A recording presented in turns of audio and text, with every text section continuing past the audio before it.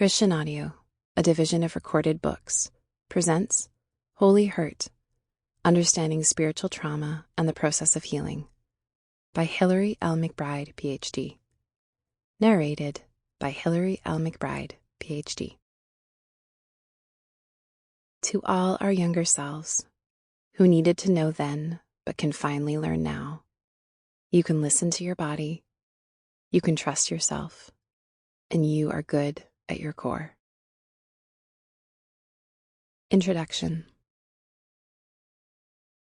A few years ago, I found myself walking through a hardware store looking for a gardening tool. I had snaked my way through at least 42 aisles, dragging my fingers along the metal baskets protruding on both sides of me just to hear the musical tones this created. It was taking forever. But that was the point. I was on an escape mission, otherwise known as an extended break from writing the script for the Holy Hurt podcast, which was 7 months overdue. On this Friday morning, I'd set aside time to finally dig into the project in a way I hadn't yet been able to commit myself to. But instead, I found myself magically transported to the hardware store looking for a very specific kind of spade. I wasn't avoiding only the writing. I was avoiding the email from my producer that had been sitting in my inbox for weeks, politely checking in to see how the project was going. I was avoiding talking about any of this with my therapist.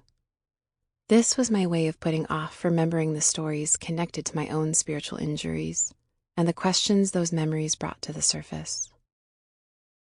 There I was in aisle 42 when Undone, the sweater song, the punk rock anthem by Weezer, came on. All I could do was throw my head back and laugh. If you want to destroy my sweater, hold this thread as I walk away. I've come undone. Tears rolled out of my eyes into my ears as I sang along, far louder than was normal in a public place. I couldn't escape the irony. Unraveling was exactly what was happening inside of me. These were my words, or the words I had been avoiding saying until that moment. A man walked into the aisle and turned on his heel as soon as he saw me. I'm sure I looked slightly unhinged. I was there searching for a garden tool because I was afraid to pull on anything connected to my own experiences of spiritual trauma.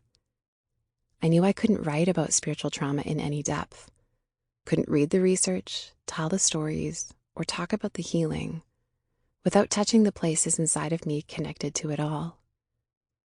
I was afraid to pull the thread because what if, at the end of it, there was nothing left? What would it cost me? What would I lose of what had been familiar, of what had kept me safe? I cried all the way home. I had processed various other traumas before, but this one had always been easier to talk about at a distance, when it was an idea, another person's story, a patient's healing journey that I could witness from the other side of the couch. But this seemed to strike deeper at my core, almost as if pulling on the thread of the memories would unravel my essence. I had no idea how much avoidance there was inside of me related to these wounds, how much dissociation was masking my fear, until I saw month after month flipping by on the calendar, and the project I had originally been excited to work on seemed uncharacteristically impossible to begin. I asked my therapist during our session that week if we could go somewhere new, somewhere I was so reluctant to go that I'd convinced myself I didn't need to go there at all. That was also the week I could finally sit down at the computer and begin to write. When my avoidance began to thaw, underneath it I found painfulness. Getting close to tender places allowed me to get close to my heart, and what I found was not only pain but also courage and creativity. Numbing one meant numbing both. In working on this project, first in the form of collecting ideas for the Holy Hurt podcast, and then in writing this book, I found more threads to pull than I knew were there. I've lost count of how many times I felt the squeeze in my chest while I was working, or the bottom of my stomach seemingly drop out of my body. How many times I felt the urge to set the entire project aside, and with it all the painful places it connected me to inside of myself. Sample complete. Ready to continue?